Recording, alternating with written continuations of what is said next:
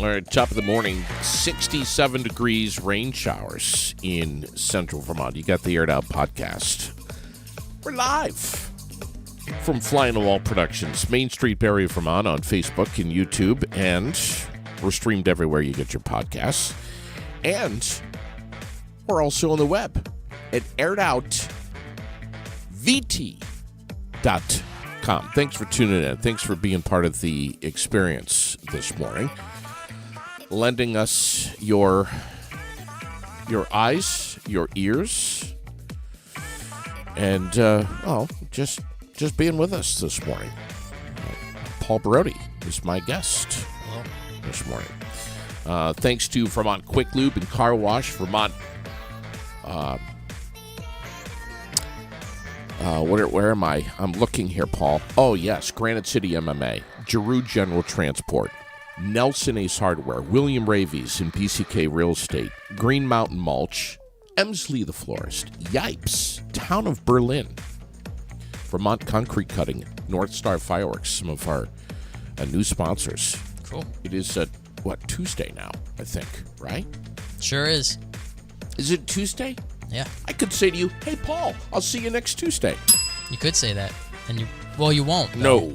Because next Tuesday is the 4th of July. Oh, that's true. Unless you didn't do the show. Are you doing a show on the 4th of July? I don't know. Probably. Yeah, if you want to, I'll be here. Probably. Will you? Yeah. Paul, how Let's do some kind of fun Good Morning America type Why are you nonsense. asking me these questions? How the hell am I supposed to know? You're asking me a question. I don't know. What? Why are we I don't know scrunching our anything. eyes and looking at talking like this to each other? I don't know anything. I don't know. What are you talking about? I don't know. I don't know either. If you don't know, who knows? There's so much that we have to talk about this morning. Okay. So much to get to. And I want to get to it all.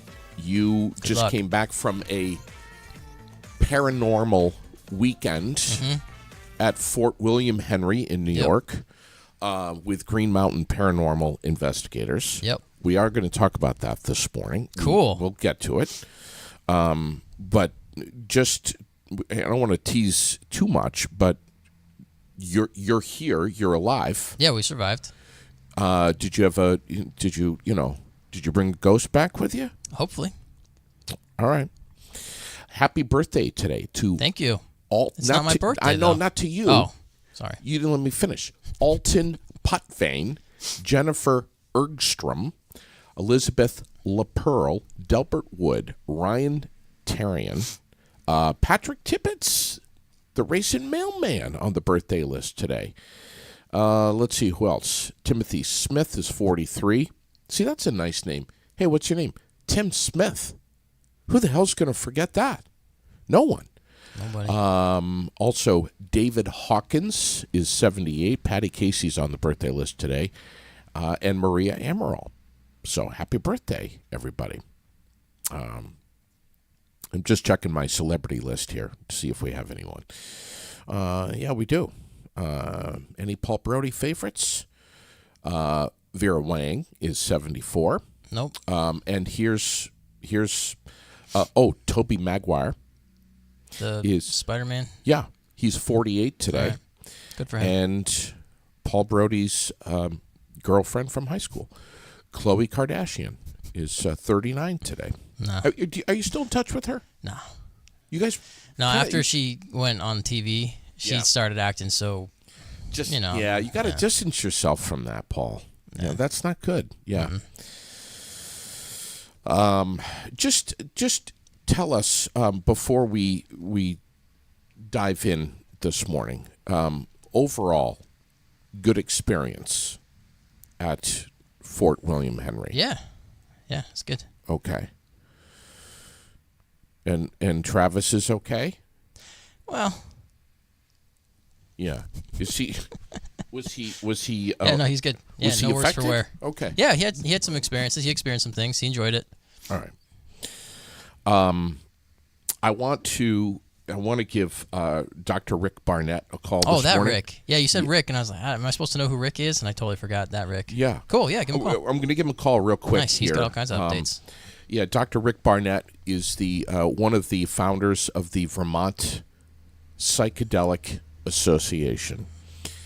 which is well, he'll explain. It's basically a group of doctors who are exploring psychedelics, which nationally is massive. I mean, it's globally, it's really something that is taken off. Mm-hmm. Hey, JD. There he is, Dr. Rick Barnett. How are you, buddy?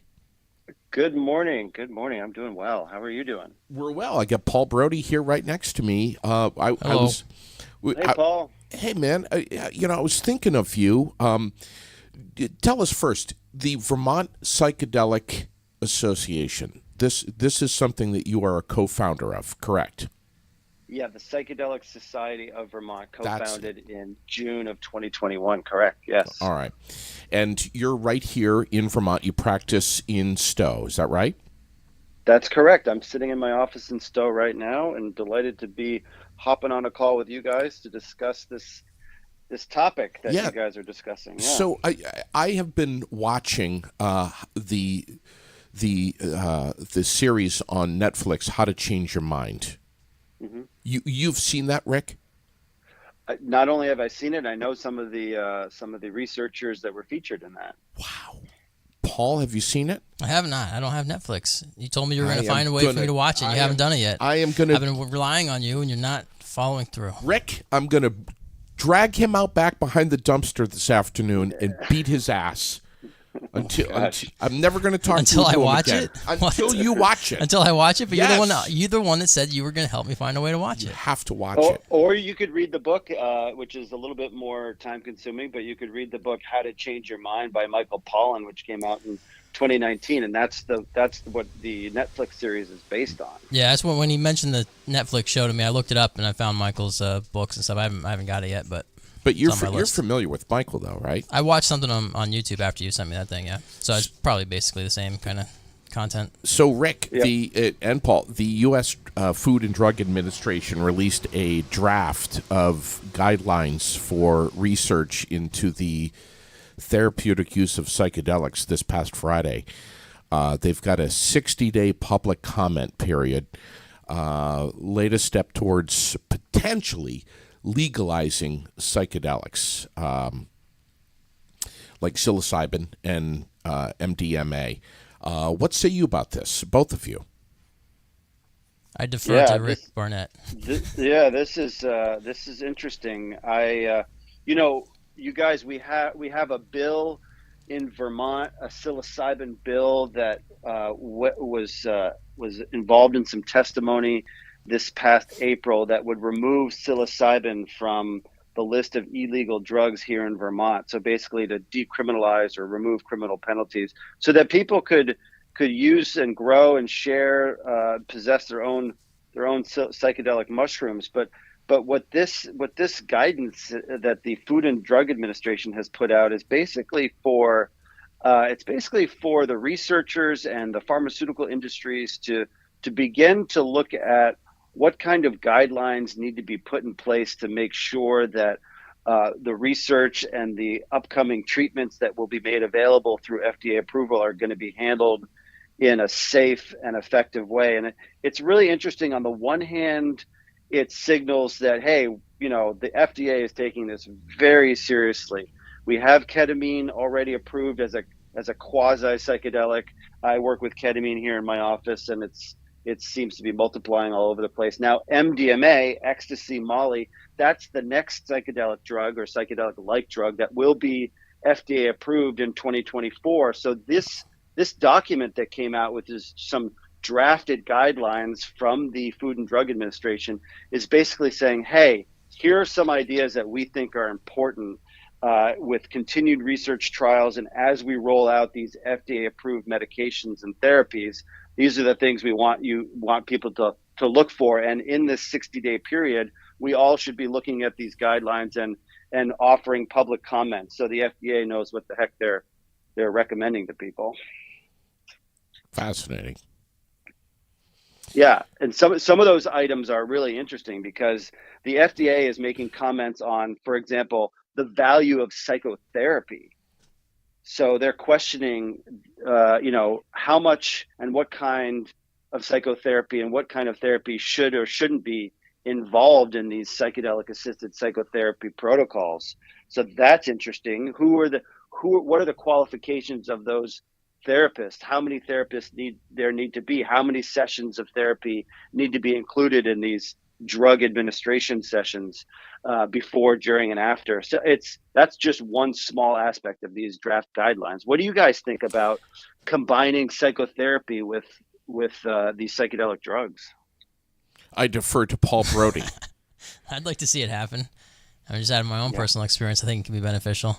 But me personally, I wouldn't go into it unless I had some more specific training on it. But I think that it's valuable. Yeah, Paul and I have had discussions about, how can our government ban something that is a natural earth-growing plant or fungus or whatever.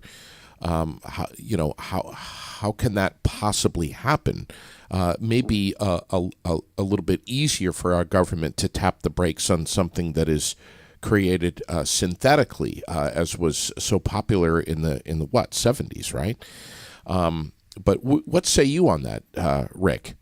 Yeah, that's interesting. That actually is in the document, in these drafted guidelines by the Food and Drug Administration. They're basically, unfortunately, if you read those guidelines, which I've sort of skimmed over, they're perpetuating the notion that the government has put out there that these drugs are dangerous and need to be taken very seriously, that the abuse potential is very high, and there can be seriously negative consequences that come from using these kinds of compounds, which again is, I think, kind of a joke, given what you just said, that people have the right to ingest substances that change their ways of thinking and feeling. I mean, after all, we have all kinds of SSRIs, we have alcohol, we have nicotine. Right. There's sugar and caffeine. Yeah, exactly. The fact that psilocybin mushrooms is somehow put out there as some deeply dangerous and harmful compound that if people don't ingest it in safe and effective ways, they're going to be the result is going to be catastrophic, and it's just simply not true. So unfortunately, the drafted guidelines actually continue to perpetuate this notion that if not handled in a safe and effective way, people are going to misuse these psychedelic drugs and cause all kinds of harm, or there's going to be psychological consequences that we need to look out for. It's true that if people do have bad trips, and it can be devastating for people, but to suggest that that's good reason to keep them illegal or good reason to overly regulate them once they become medicalized, that's unfortunate. That's why the bill that we have in Vermont is not a medical model type bill. It's simply to remove the criminal penalties for possessing, using, sharing, growing your own psilocybin mushrooms. Look at ancient Chinese medicine. Look at our indigenous people. Going back millennia, we've been using psychedelics, which are powerful, and psychoactive compounds are powerful. And in like anything else, we as a culture globally, we as humans just simply don't always know how to use something in moderation. We smoke too much, we drink too much, we consume too much sugar, too much caffeine. The list goes on. Mm-hmm. But the benefits, I think you're saying, Rick, used in moderation in a structured environment, the benefits can be massive. Not only the benefits can be massive, the harms that can come from psychedelic drugs or psychedelic molecules are far less than the harms that come from these other substances like alcohol and tobacco, nicotine, or sugar. So the idea that, sure, some people might have bad experiences with LSD or MDMA, unlikely, or psilocybin. It's really very strange that we would continue to put them out. Yes, I think what you said is correct, JD. So as a culture, we're kind of we don't have the rituals and the ceremonies and the the kinds of things that ancient cultures have around, having used, let's say, psilocybin in Latin America or South America, or ayahuasca. We don't have those cultural or indigenous roots that help create the container to use these substances safely. But it's not as though psychedelic drugs are something that if you have an experience that's challenging, you're not going to go run out and do it every night. It's actually going to be something that you're going to put the brakes on using it. So the risk for abuse, addiction, et cetera, is very, very low with these psychedelic compounds, with the exception of maybe MDMA and ketamine. I think people, and Paul, maybe you've seen this, people can run into a little bit more problems with substances like ketamine and MDMA compared to like LSD or psilocybin. Yeah, I don't see a lot of MDMA around here with people using it, but ketamine, people have had some stories about that one in the past.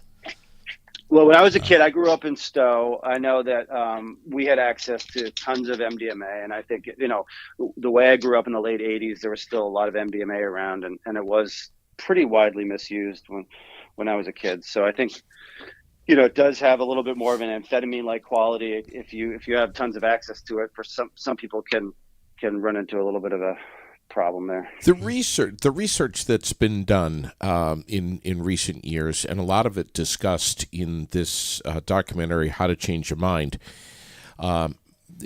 under a medically supervised environment, is staggering, Rick.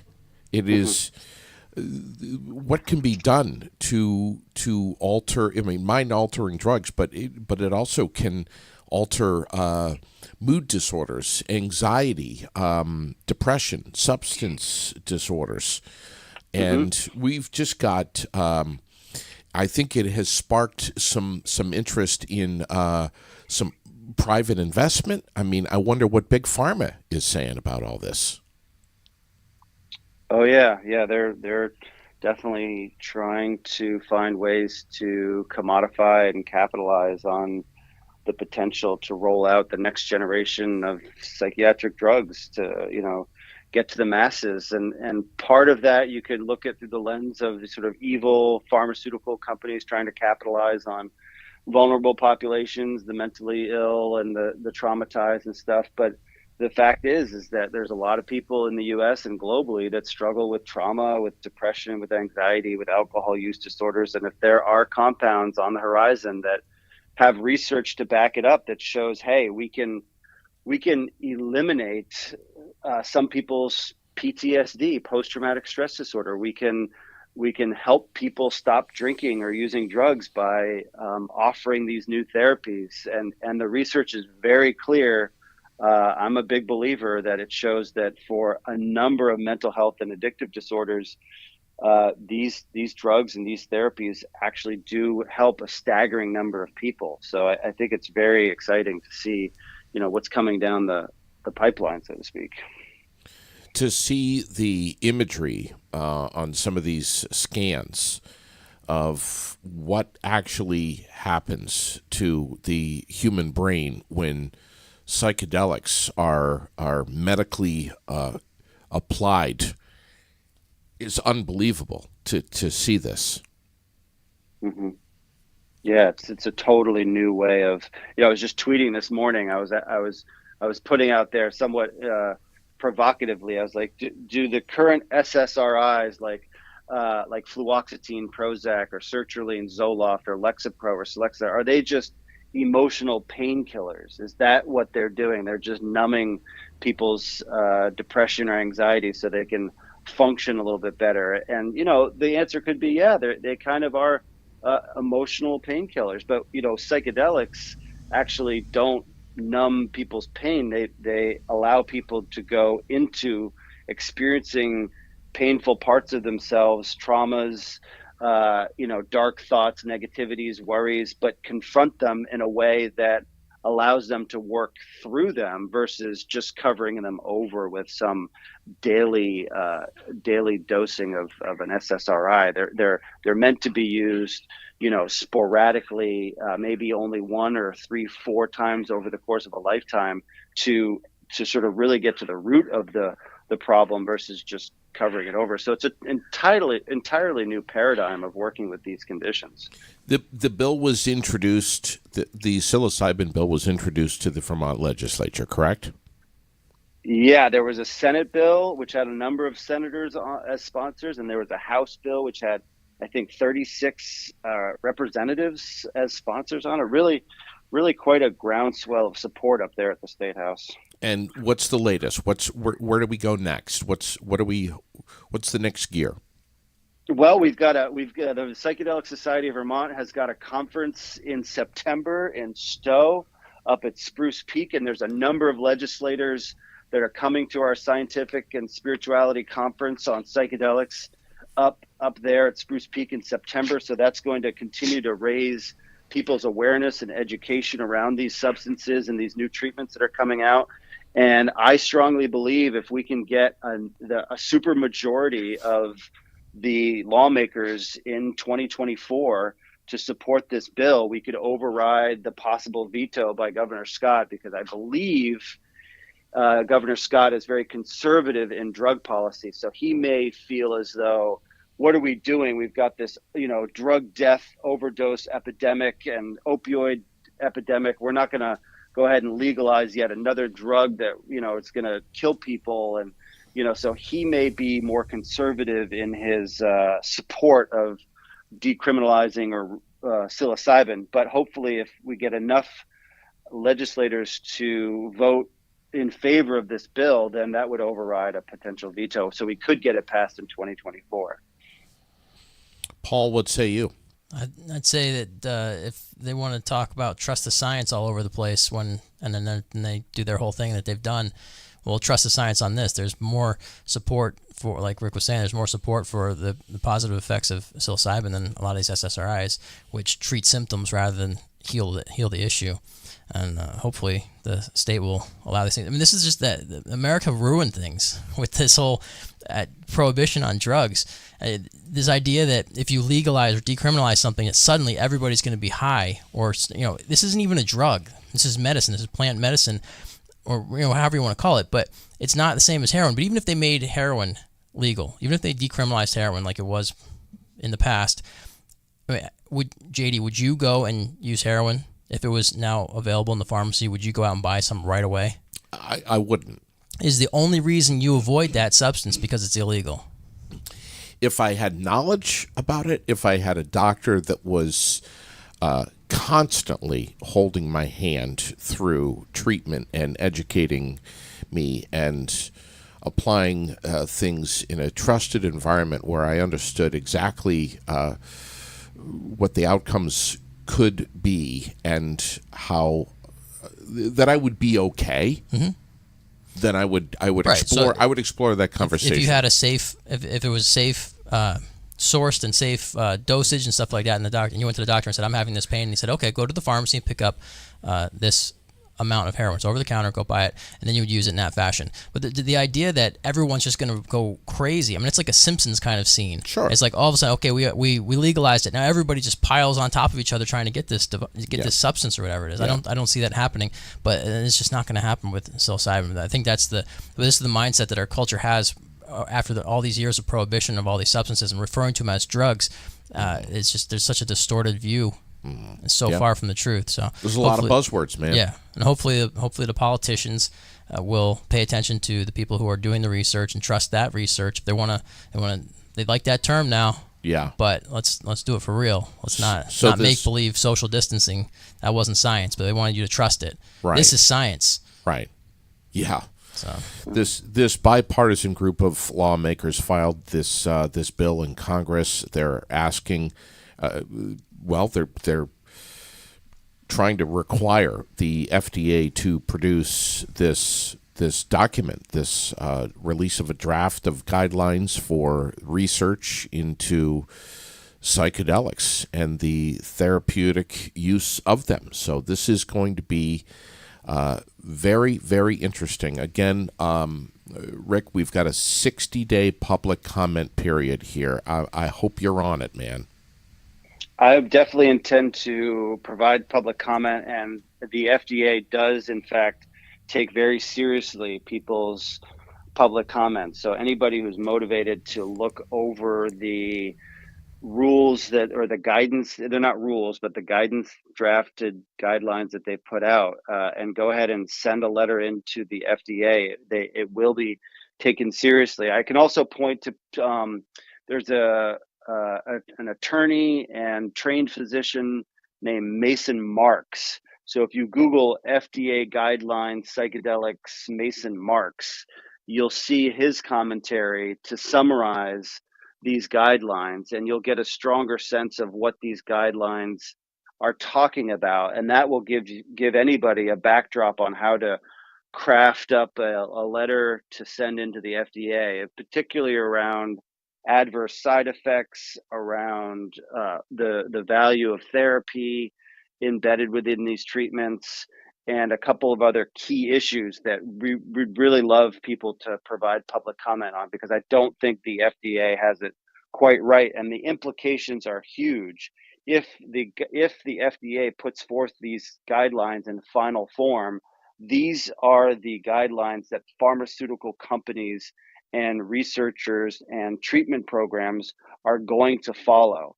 And that's going to become the gold standard, even though they're just intended as guidelines. So it's very important that the FDA in their final version get this correct. If they don't, for example, they say, therapy is not needed. I mean, look what happened, Paul, with methadone and Suboxone. When these drugs were developed for opioid use disorder, initially, they were designed to be delivered in a comprehensive psychosocial treatment program as part of a comprehensive way to address opioid use disorder using these maintenance medications. And what we've seen here in Vermont and nationwide is that people are prescribed Suboxone, buprenorphine or methadone, with virtually no therapy or no psychosocial supports. Really they get nothing. urine tested.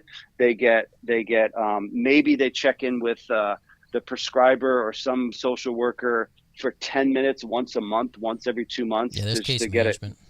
Case management. Yeah, There's no basically it. therapy at all. And so my concern is that with these guidelines, therapy is going to be completely left out of it. They're going to develop psychedelic drugs that have been designed to be taken on a daily basis. The next generation of SSRIs, they become the next generation of emotional painkillers. So really, we want to make sure that therapy is preserved as being an important part of these new psychedelic treatments. And I think that's important when it comes to a medical model. And keep in mind, you guys, we're talking about a medical model. This is psychedelic treatments being delivered within the Western medical system. And that is only one small but important way that people can get access to healing from psychedelic medicines. It does not have to be within the context of a Western medical model kind of pathway. It can be decriminalized and used safely within communities with people who know what they're doing. And I think that's an important distinction. This is just the FDA. This is the formal, medicalized process of getting these drugs to market. Fascinating stuff. Yeah. Hey, Rick, thank you. Yeah, absolutely. I love talking to you guys. I think your show is great, JD and Paul. Nice to connect again. Good to talk to you. We'll talk to you very soon, we hope, man. We'll get you in here, too, at some point this summer, all right? I'd love it. Thanks a lot. And, if you got any, any news on this or anything at all, either call me, text me. We'll get you on the air, phone, in person, whatever. It doesn't matter. We'll make it happen. All right. Sounds good. JD, Paul, talk to you soon. Thanks, Rick. What a great guy. He is. Love chatting with him, man. He's great. I'm on their email list for the Vermont Psychedelic Society. And you are. There's all kinds of information coming in all the time. So many great people. It's all providers at this time. Right now, it's all people who are providers. And I don't get involved with any of this stuff, but I'm watching and reading and paying attention. You going to go to that big conference? I'd like to. I've looked at it. Summit? I think that would be good. If you need to send me as the aired out field reporter I'm telling you right now, if you don't go, I'm going to put you in a stranglehold after I break your legs out behind the Right. dumpster. Man, you gotta. Hey, you know what? I'm going to do it, Paul. Yeah, but you're stacking Don't up. piss me off. You're stacking up the things that you need to do, and I don't know that you have the I don't know, the motivation to really accomplish that much. I don't know that you have the drive, the ambition to do all of these things you're threatening me with. Listen. Ask Sherilyn. The whole time that we're sitting on the couch watching this documentary on Netflix, How to Change Your Mind, the whole time. Paul's got to see this. Paul's got to see this. Paul's got to see this. Has Paul seen this? I wonder if Paul's seen this. I'm going to text Paul. Has Paul seen this? Is it available on any other application other than Netflix? I don't know. But, you know, when my wife has to pick up the remote. And she eventually gets up and leaves the room. Well, almost. Stop talking about Paul. And has to hit pause. Would you please stop talking about Paul? Please. You need to see it, bud. Yeah. I need to get the book, I think, like Rick said. Yeah. I get the book that it's based on. I'll get that. I mean, what I should just come over. We'll make some peanut butter sandwiches. Sure. And we'll sit down and... Google tells me I'm subscribed to Netflix. I do not believe this. Well, I'm going to push the watch button and see what happens. I'm going to check out this Mason Marks stuff, too. That's pretty cool. Let's shift gears, man. First of all, Let's shift them. If you're just tuning in, we've got rain showers, 67 degrees right now in central Vermont. Thanks to Dr. Rick Barnett in Stowe, who was just on the air with us just a little while ago. We're watching this forecast. How about the thunder last night? Oh, man. Boy, like 11:10 or 11:15 or something? Woke us up. That was insane. Raylene is like going on and on and on about it and reading all kinds of comments and testimonials from people around central Vermont, specifically Barrie and East Montpelier, that said that it sounded like a goddamn sonic boom. Yeah. Lightning hit something really loudly. And then I guess the tight cloud cover or something, just the reverberation of it. Yeah. I don't for a second, well, you know me, I'm crazy, right? You are so crazy. I don't think that Batshit. I think thunder, it's just it's the reverberation of it's the lightning causes the thunder. But when they say it's like clouds hitting together, Well, it creates a vacuum in the air, and then the air particles come suck back together. in, and then it just has a sonic boom. Yes. Yeah. So it's not I don't know, something from like childhood, they said it was the clouds crashing together. Is that just what kids picked up on? And I've just followed that all these years. But water doesn't hit together that loud. It's clouds. I don't know. Paul, what the hell's the matter I don't know what with I'm you? talking about. What is it? I have no idea. You don't know what you're I don't know what talking I'm talking about. How many times do I have to tell you? Read a book? It's not. You gotta tell me all the time, It's not every day. anything of what you're talking about. It never Paul. is. It's God bowling. Oh, How many times do I have to tell you this? every time. You have to tell me every time. I keep forgetting. When God is Yeah. bowling, So last night, that was a strike. it was a couple of strikes. Yeah, it must have been. That was something. couple of strikes. It lasted a long time. God did well. It rumbled. Great bowling game last night. I guess so. So Nailed it. yes, lots of comments though about that. Yeah, it was loud. It was- It didn't wake our kids up. None of them woke up. I thought they'd all be terrified. Really? Shaking in their bed, so I went and checked, and they're all still asleep. And for the folks with dogs, and Raylene has 2 little Shih Tzus, these dogs are in full panic mode. What the hell's going on? It's the end of the world. Shaking and anxiety and everything. I don't know. I wonder if they have the thunder jackets for people. Weighted vests and Yeah, stuff like a weighted that. vest, exactly. Sherilyn's one of these people where she can. I'm not sure if I believe this or not. She says it's true. Oh my God, I'm getting a headache. The hair on my arms is standing up. We're gonna get lightning. Does it happen within a few seconds? Sometimes, but not every time. That's possible. I mean, it's electrostatic. I don't know. Yeah. But we have more scattered thunderstorms today. Widespread this afternoon, 76. I guess 80% chance of it, too. I love And thunderstorms. Locally Love it. heavy rainfall possible, too. I do, too. We've had some heavy rainfall. I know. I love it, too.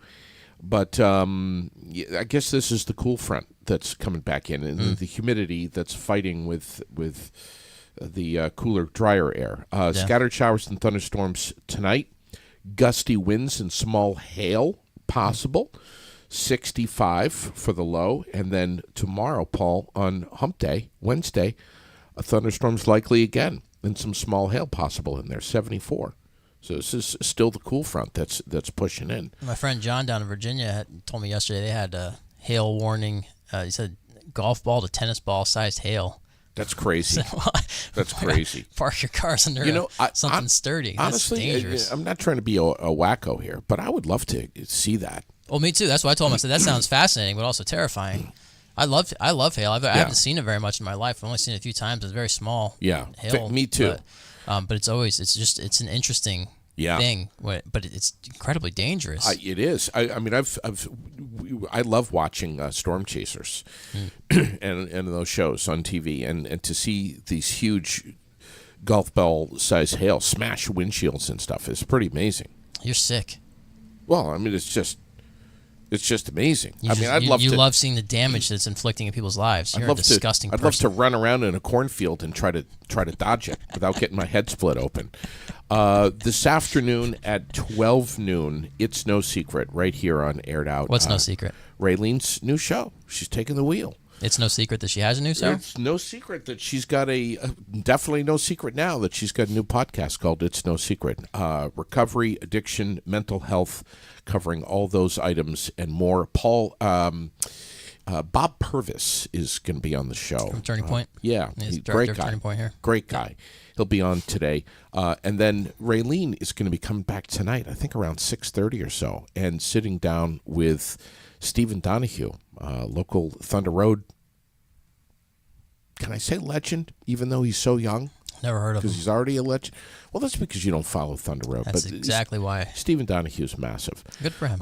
So she'll be with Stephen Donahue tonight, which is a lot of people can be tuning in for that. Cool. Tell me about your podcast, Just Saying Things. Before we get into the whole paranormal thing. All right. How are you just hit a milestone? Yeah, we hit a milestone. Yeah, so Travis and I have been podcasting since I think 2019 or 2020 we started. It's been a couple of years. Audio podcast. Audio, yeah, we just do audio only. We're not like you. Fancy, yet, but maybe someday. Well, maybe someday. Travis had the reconstructive surgery, so now he feels more comfortable being on the video. That's what I'm saying. We're getting there. If you were to aspire to be as good looking as I am, then you could incorporate the cameras. Yeah, and we will someday. But we've been doing audio Keep only. working You had to. I don't know why you point that out. But traditionally that's what a podcast is audio. Yes, this is true. So you and Joe Rogan are bucking the trend and making a video. Mm-hmm. So you're doing something different. Mm-hmm. You and Joe Rogan are the two of you are at the front edge, cutting two of edge, the best looking line. guys on the planet. Best and physical shape. Absolutely. I know. Yeah. I already know this. Yeah. Right, so we've been doing the podcast for a couple of years now. We didn't do any episodes in 2022. We never did any kind of like real consistency. We're just like, hey, you want to do a podcast? Yeah, let's do a podcast. And then, but we didn't do any in 2022. And then he contacted me in beginning of January and said, I decided I want to commit to something. I want to commit to the podcast. Let's do it. And I said, all right. So we've been every Thursday at 6 p.m. we meet and record. We've done that every Thursday this year so far in 2023. Okay. So we've got 24. That's amazing. I think 24 episodes.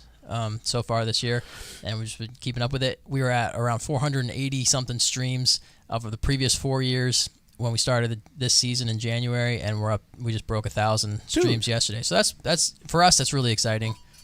Yeah, ring a bell. Worthy of cowbell. Sure, it is. Oh my God, buddy. So we're excited about that, and we're growing the average streams per episode is increasing, and some of our more recent episodes we use Spotify for podcasters. That app used to be called Anchor, and then Spotify bought it, so it's called Spotify for podcasters, and we use that app to record into and distribute. And so they give you some basic analytics and stats and stuff like that, and they have the top 10 episodes by stream count. And so it took a couple months, but finally some of our new episodes are breaking into that top 10. Along with the ones that have been out for 4 years. So it's exciting to see it increase like that. Well, last night before the brush your teeth, put your jammies on, and go night-night war. I got about 20 minutes in of just saying things. For a second, I thought that was all you, but then I realized you probably went with your daughter. No, that was Cheryl. That was your wife. Okay. That was Cheryl. Gotcha. You thought I was talking about Lily? I thought you were talking about you first. That's what I pictured was you and your jams. and that was fun. Even though I don't call them jams, but in this case, I did. In this case, I did because it was funny. But then I remembered. Oh yeah, Lily. That's probably where the battle was. But then, yeah, you're right. I didn't realize. What I heard was you and Travis at about 1 o'clock in the morning. A couple of buffoons. Up in a sleep deprived haunted fort. Buffoons in a haunted fort, recording audio. Talking like fools. Like a couple of Class A asshats. Total clowns. What the fuck were you doing up there doing that, buddy? We weren't getting we weren't getting molested by any poltergeists, so we were just having a good time. But your board, your sound equipment. Yeah, the power supply fried. So this was we've been. What's going on up there? I've been using this. We went the skeptic side first. I've been using this mixing board I got it in 2004 or 2005, I think. I've had it for a long time. I've been using it to record. It sat dormant for probably 18 years. I don't know. But the last year I've used it to record because I've recorded multiple albums last year between my old band's music, my stuff, my new stuff, and then my sister's albums. Yeah. For I recorded 40, 50 songs with this thing over the last year, and we've been doing the podcast on it with it all this year, and then I take it to Fort William Henry and to use to reset up our whole podcast thing. It's this mixing board, plugged into the iPad, microphones, brought it all. And so we go through, we're exploring the fort and everything. Travis had never been before, so this was and his wife came with us too, and so this was their first experience there, so we're experiencing that, and we decided to record later. So we at 1 or so we went and set up in the room. Well, we went to the one room, the guy was in there, and so we thought, let's go find somewhere else. We went to the gift shop, found an outlet, plugged it in. Travis went to see if he could round up a couple people that wanted to join us to do little interviews with people. And so I plug in the mixer and flip it on, and I start grabbing microphones and I'm doing cables and stuff like that, and I start to smell this burning smell, and I look down, and the mixer lights are off. I said, oh no, so I unplug it, but the other stuff that was plugged into the outlet was still on, so it wasn't some kind of power surge that blew the circuit or anything like that. Yeah. But it's got, it's the one of those, the cord to the wall and then the little box and the cord to the mixer. Oh yeah. And that box, it wasn't smoking, but it was hot, and it smelled like melted plastic. And so I was worried it was gonna ignite, but it didn't. But it was messed up, and that was it. That was the end of that mixer. I mean, I can buy a new power supply. Yeah. But so we went on. Anyway. We just recorded straight into the iPad with the internal mic, so it's not quite the same, but it didn't turn out any worse than our usual audio. That mixer. I don't know. I think it had some problems. So I just chalk it up to old age of the mixer and faulty wiring of the fort. I mean, when we were there back in April, Shane was trying to get some of the lights turned off in some of the areas, and the representative of the fort who was there overnight with us, he said that there was no rhyme or reason to the lights. Like you could flip a switch and nothing happens. You flip another switch and everything goes out. He said there was one time where they shut all the lights off at this one point, and then it triggered some alarm, and the fire department came, and it took forever to get the lights back on. So there are light issues. There's electrical issues at the fort already. So between the old age of the mixer, the electrical problems of the fort, which could be paranormally induced, I don't know. Probably not. I think it was just faulty electricianship, but it could be easily explained, or it could be something. So then, the part that contributes to the paranormal explanation is that day. So Travis found an episode on the Travel Channel. There's a show called Portals to Hell. Ozzy Osbourne's son Jack is one of the hosts on that, and they did an episode at Fort William Henry. Really? Yeah. And so Travis said, you got to check this out. So I looked it up. I paid $2 to get it on YouTube because it's on HBO Max, but I don't have that one either. I don't have any of these streaming services you guys want me to have. But I watched it, and Travis said that in that they were interviewing someone who was an investigator at the fort or something, and she said that there's a bad spirit there that fries electronics. So, really? And the first time I was there, we had problems with batteries draining really fast and equipment not working.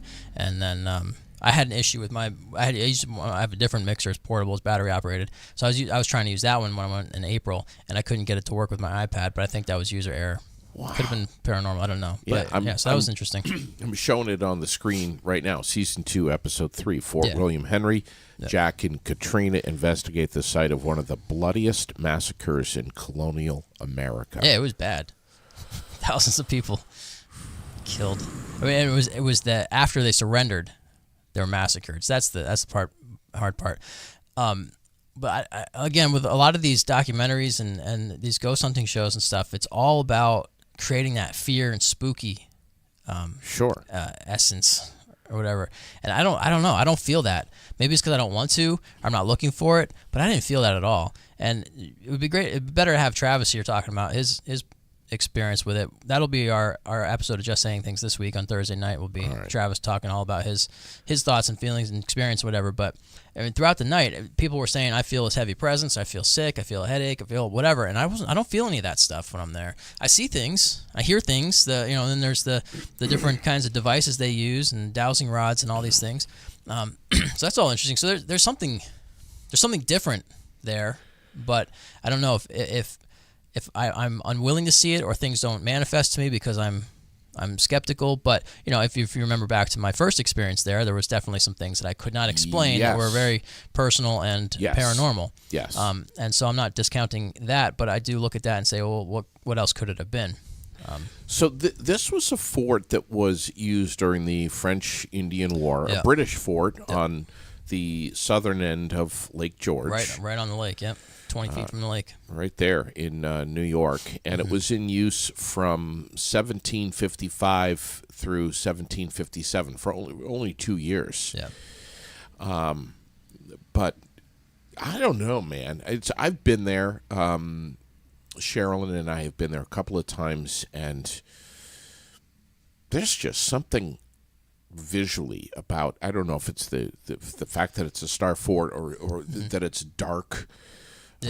Dark brown or whatever, but just I mean, you could tell that this thing has been there for a long. Oh, it was built in 1950. It's a replica. I didn't know that. Yeah, the fort itself is a replica. You're making me look like a complete I tried to stop you. dumbass. Yeah, as soon as I caught where you were going, I wanted to stop you before you looked more Kick like me next time. Yeah, I didn't realize where you were going with it. I didn't realize you were trying to set up that this was this is the authentic, actual wood, blood-soaked wood. No, blood-soaked. I never said that. Are you serious? Is it really? It's a replica. In that Jack Osborne documentary, his co-host, I forget what her name, Katrina, is that her name? Yes, Katrina. She asked because his name was Rob. I don't know if he's still affiliated with the fort, but in that video, it was a couple years ago, a man named Richard, who was one of the tour guides there. He's been at these events, so I met him. He's had a lot of interesting experiences. But they're going through a walkthrough, and so Rob, I think his name was Rob, he tells them that on the pathway down the hallway to the powder room where they'd store the munitions and stuff, that it's some of the rock on the floor is original flooring, and so he points that out to them, and she says, so there could be blood spilled on these rocks, and he says, yeah. And so I was like, but people are looking for it's got to be all this blood spilled, blood soaked stuff. It was a massacre. People died, but people die everywhere, and there's bodies everywhere that don't get a proper burial and all that kind of stuff. So, right. But yeah, it was after they had the battle, lasted a couple of days, and then the British surrendered, and then the French were taking them, as was the custom of the time. They took them to another place and let them go with the commitment that they wouldn't engage in war for the next 18 months. So that was gentleman's handshake kind of thing. It's like, we won't fight you again for 18 months. Okay, good, you guys can live.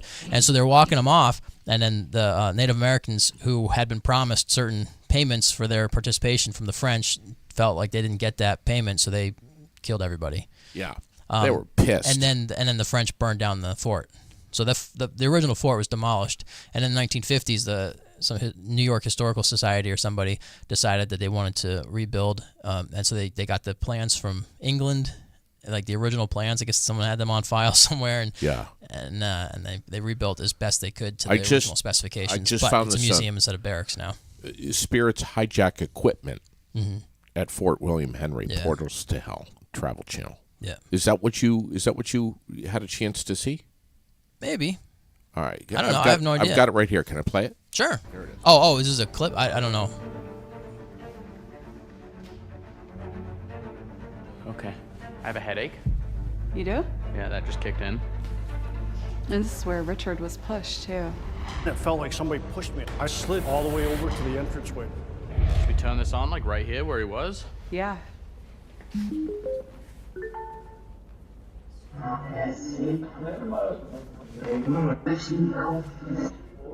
Where are you?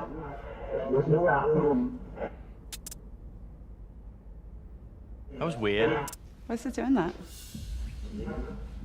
don't know why it's cutting out like that. This place is definitely active. You know, it's one problem after the other, and it's, you know, maybe it goes beyond coincidence at this point where Frankie was giving us a warning earlier today about all of our equipment dying on us. I don't know, it seemed like that warning turned out to be true. So speakers. who knows? I mean, maybe you know, Well, it could. So maybe your board cooked. the thing that stood out to me was that the other devices that were plugged into that outlet, not my device, the other things, like there was an ATM machine plugged into that. I don't know if maybe there's something else, but in that gift shop, nothing else seemed to have any problem. Just that thing. Could it just be that the board had met its end?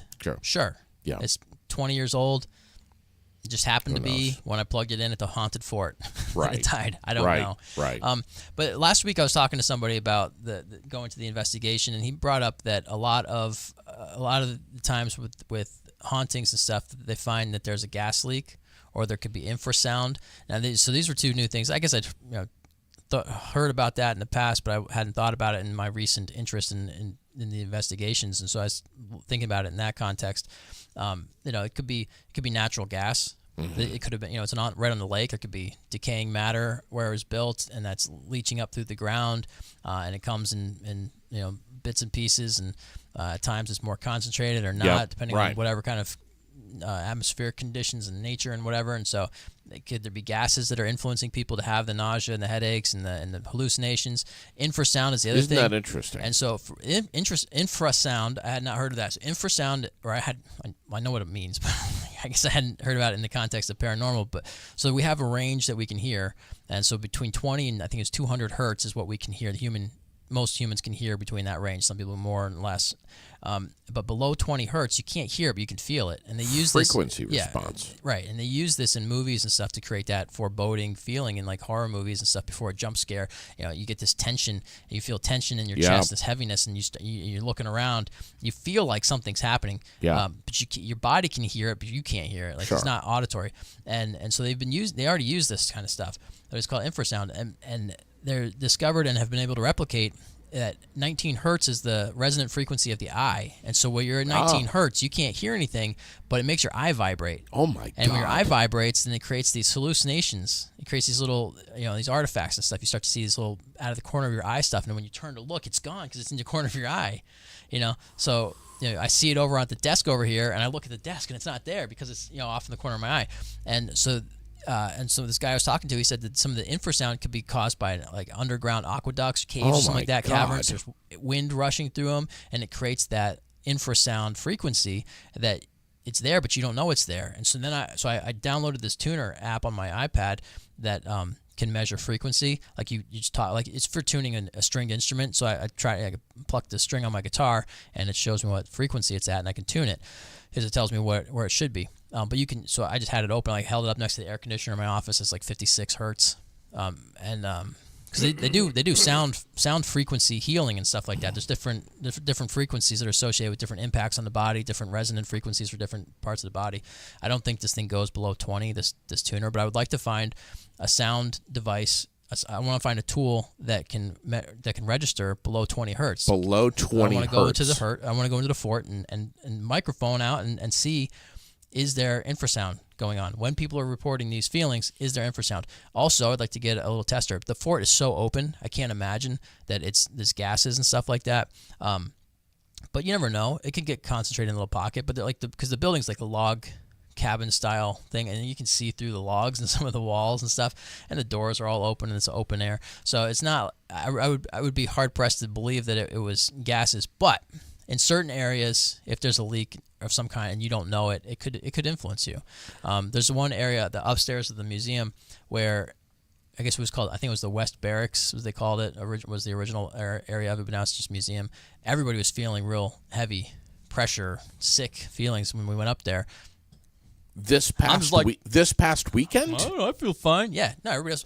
Really? The last time we were there, people were saying that they felt like we were being pushed down this one hallway, this one wing of the hallway, and they said it was like this real heavy feeling. Yeah. And I'm not feeling any of that. And so then Jack went walking into it, and he goes, "Feels like something's crushing me," and he came back. And I thought, well, I got to experience this. So I walked into it, and immediately it felt like someone was pushing in on my ears and pushing down on me. Really? And I said, "Oh, I feel like I'm being pushed down." But I kept walking into it.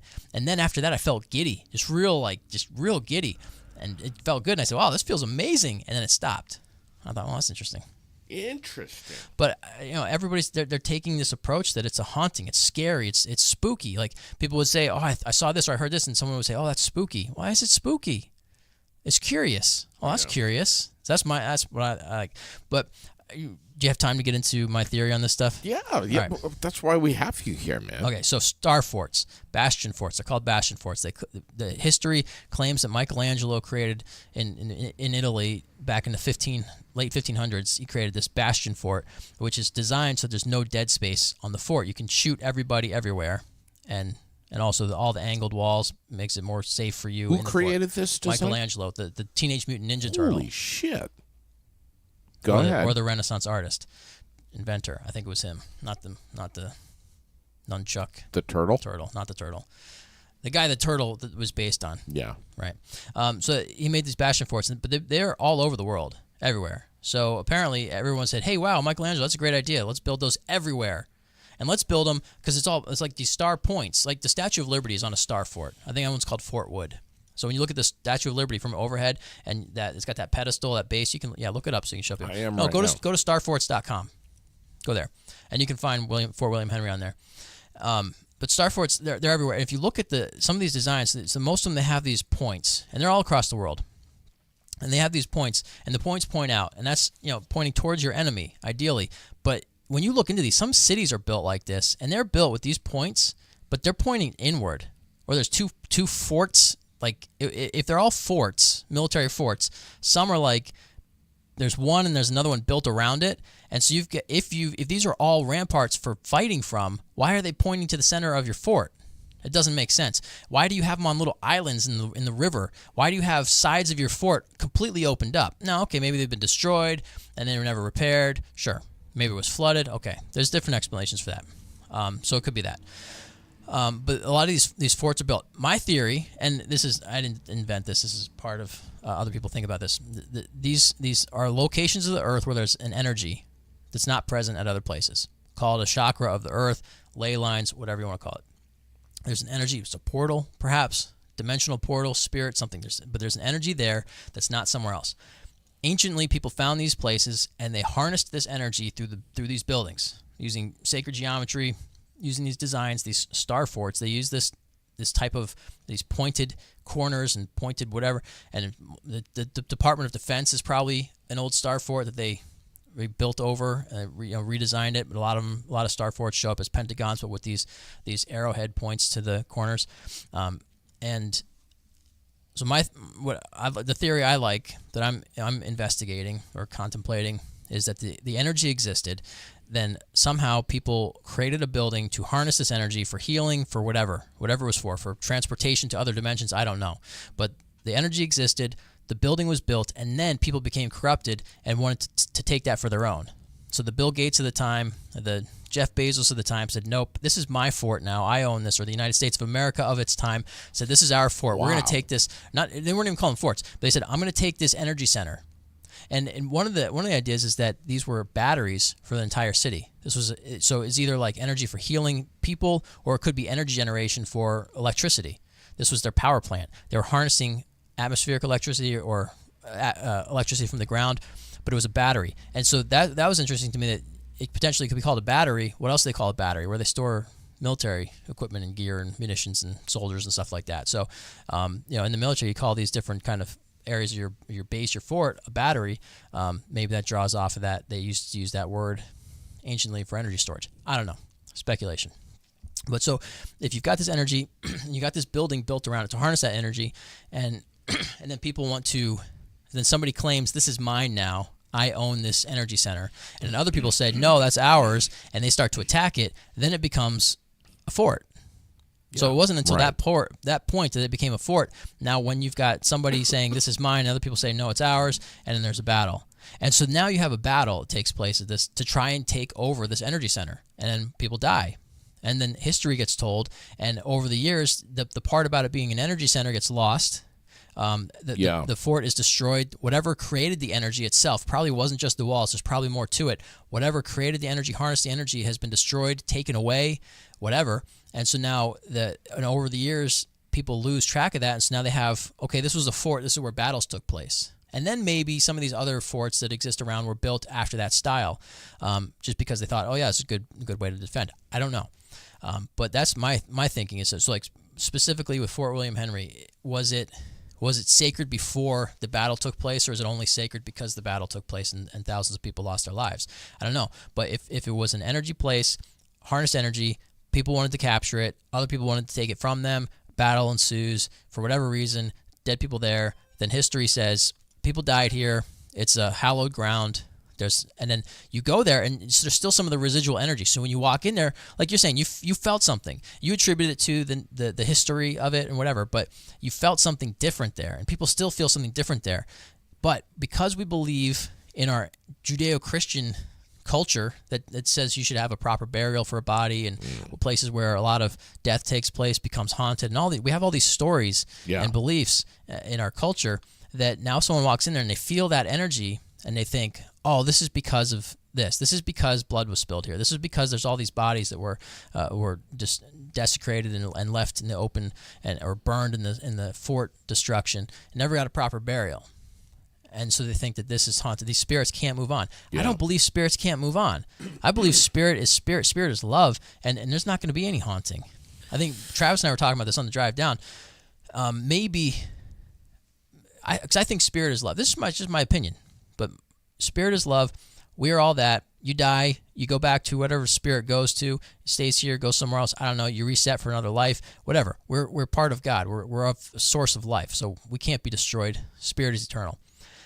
So where does all the evil come from? I don't believe that spirit can be evil. I don't believe that spirit can be fear. It can only be love. Just my opinion. Interesting. But in this world, in this realm that we've created for ourselves to have these experiences, for whatever reason, I don't know about that. This is all just guesswork. Who knows, right? But in this realm, we've created these physical bodies, and we have the potential. Now this is where yin and yang come in. Now we have that ever swirling combination of balance of death and life. But spirit only has life. There's no death in spirit because it's eternal. So you can't say it's spirit life because there's no spirit death. If there's no spirit death, you can only have life. Without one, you can't have the other. So there is no life and death in spirit because spirit's eternal. So life and death only exist in the mortal realm, and whatever this is. And so here we have fear, and so that's why we're afraid of these things. We don't understand. But then people say, well, but this poltergeist threw a knife at my face, or this poltergeist left scratches on my arm, or this thing made my neck hurt, or whatever. I don't understand that. I can't say that it is or isn't something. But a lot of that stuff can I don't know, it can be self-induced. I'm not saying someone's like, I'm going to scratch my arm and then tell people the ghost did it. Maybe somebody does that. The guys on the Ghost Hunters TV shows, I always question those because on TV. Yeah. And even this Travel Channel show, I was there. I've been to that fort, and I'm watching it, and they're like, this is so spooky. Oh, this is terrible. I will never go there again. All this stuff, and all the playing the scary music in the background. They're probably using infrasound in their production, and I'm going, I didn't feel that. I was there. I didn't get any of that. But I don't know. I'm the skeptic in this group, I guess. But I think that there's energy in that location, and then you feel that energy and you interpret it to make it into whatever you want it to be.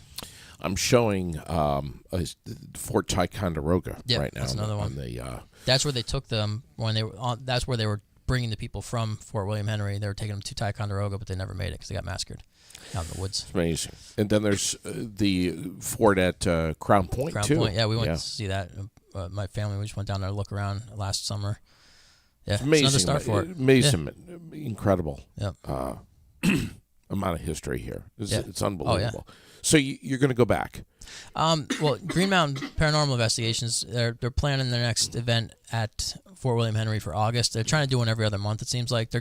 So the team themselves, there's four of them. They go to different locations and they did the Lizzie Borden house recently and then went somewhere else. And then Shane has been to a couple of events like as a consultant outside of the GMPI team.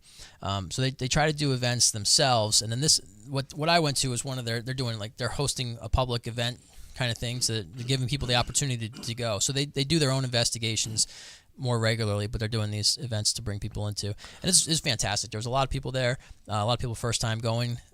Everybody seemed to have a good time. There's some people from Northfield that were there, a mother and daughter pair. They're sensitive to spirit stuff, and she knew who I was from podcasts. She's like, "Wait, are you Paul?" I said, Oh my what? God. Yeah, I'm Paul. Wow. And of course, my head inflated, and I felt so special. But she was in her researching of the fort. She came across our podcast that was linked on. Well, but that was cool. I'm showing a map right now on the page of all of the star forts Yep. in America. What are you at starforts.com? Yeah. Yeah. I mean, Yeah. you see the one in Vietnam? No, I'm in America. Yeah. They got them all over the place. Incredible. Yeah.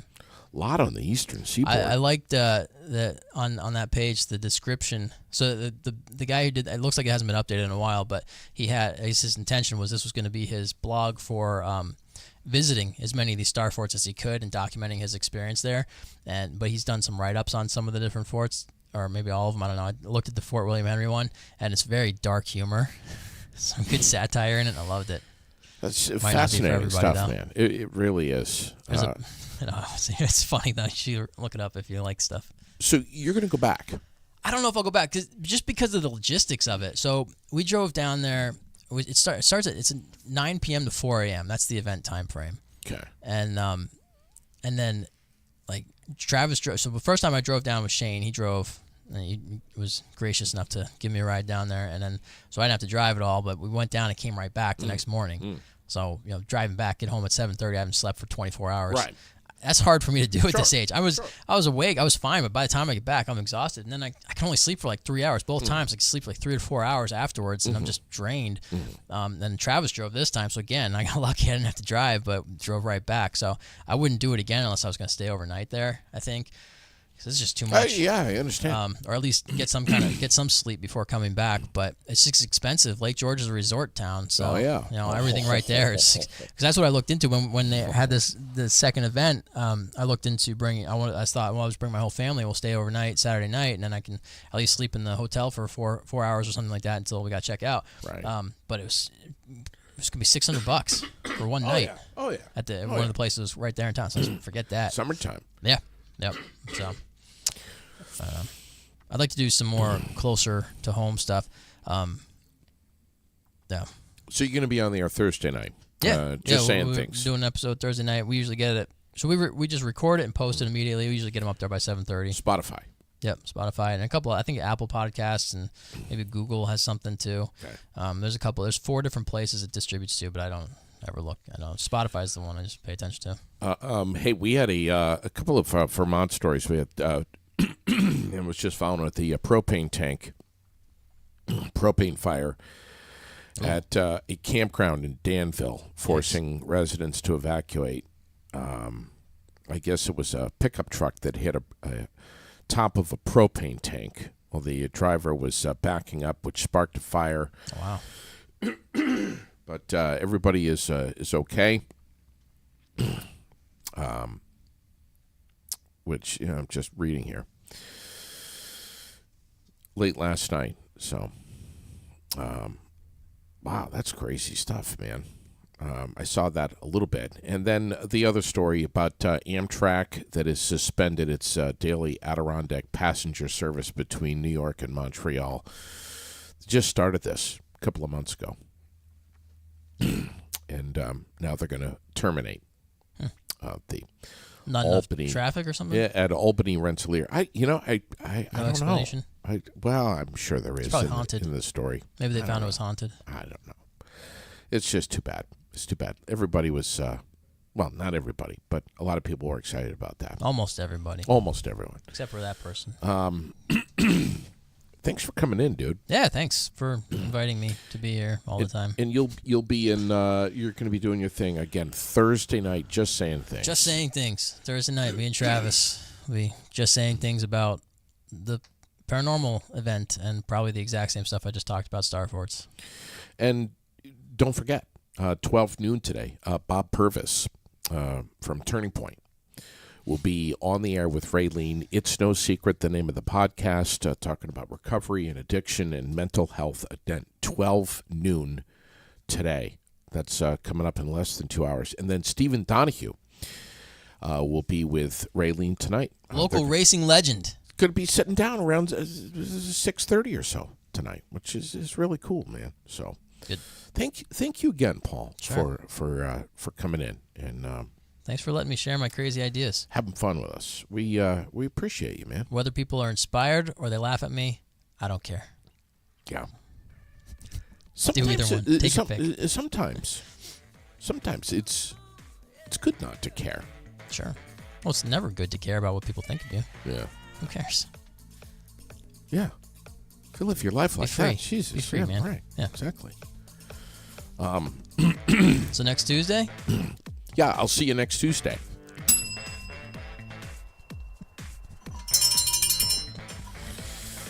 Do you hear about this this CMOS, the latest trending wellness supplement? No, is this the flesh-eating bacteria? No, laced this algae is found in all Florida? on the This is Shark something Tank now, man. This is CMOS? yes. You're Yes. not allowed to call it seaweed anymore. That's offensive to the. No, I think it was a joke, but in England there was a radio show or something, and the expert was talking about the algae or something, and the host said seaweed, and he said, "Please don't call it seaweed. That's offensive." Oh my God. I'm hoping it was a joke. I just saw a transcript of it, and it didn't indicate whether it was satire or not. But Makes me wonder how much is health, how much is hype here. You know. yeah, CMOS, that's all hype. very nutrient dense. That's the buzzword. Vitamins A, C, E, and certain B vitamins too. Those are all good ones. It's gonna make you feel great, Paul. That's what they say. You know what else makes you feel great? What's that? Psilocybin mushrooms.